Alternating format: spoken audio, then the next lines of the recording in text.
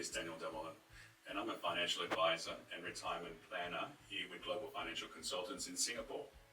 Today we're talking about what expats get wrong about retirement planning here in Singapore. I think point number one is retirement planning is your responsibility.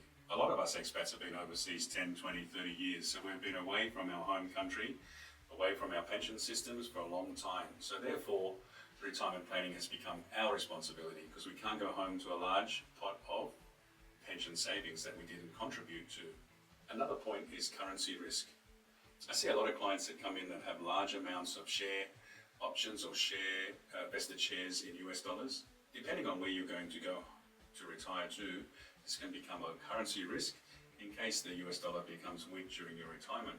I think you need a basket of multiple assets in multiple currencies so that you can equate out and equalize currency movements in the future. Not all currency exchange rates stay the same, they do move. Another point is retiring to third countries. So if you're not retiring back to your home country, you have to take into consideration the cost of private healthcare or private health and hospital insurance.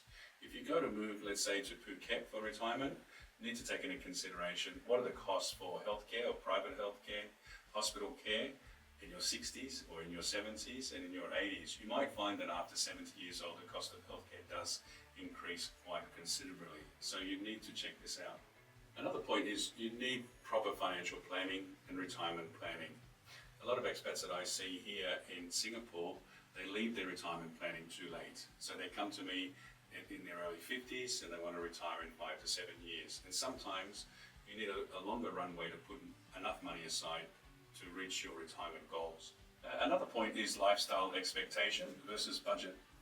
So you want to make sure that you have a fair idea of your lifestyle expectations in different early retirement and late retirement, and make sure that you're going to factor in enough money to cover that retirement income needed. A lot of people do underquote what they think they'll need in retirement, but neglect to include travel, holidays, and non-essential costs. Another point is that I find a lot of expats, if they've been here for 10 or 15 years, don't use the current expectations for expenses in retirement. They usually go back to what they think their retirement cost would be 10 or 15 years ago. You need to have a good retirement budget in mind for when you retire and go back to your home country, and take into consideration the cost of living in your home country would have increased quite considerably since you had left. The last 2 points are, apart from expatriates delaying their financial planning, a lot of them avoid or neglect to bring in a professional to help them set up their retirement goals and discuss with them what sort of cost of living, retirement planning, retirement goals they need and expectations for budgeting during retirement. I find that a lot of people do neglect that and think that they probably have a ballpark figure in their mind and everything will be right.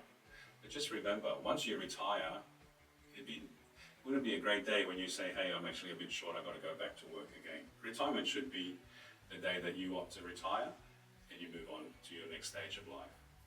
That's it from me today. I hope that was informative. If you like these videos, please hit subscribe and see you next week. Bye.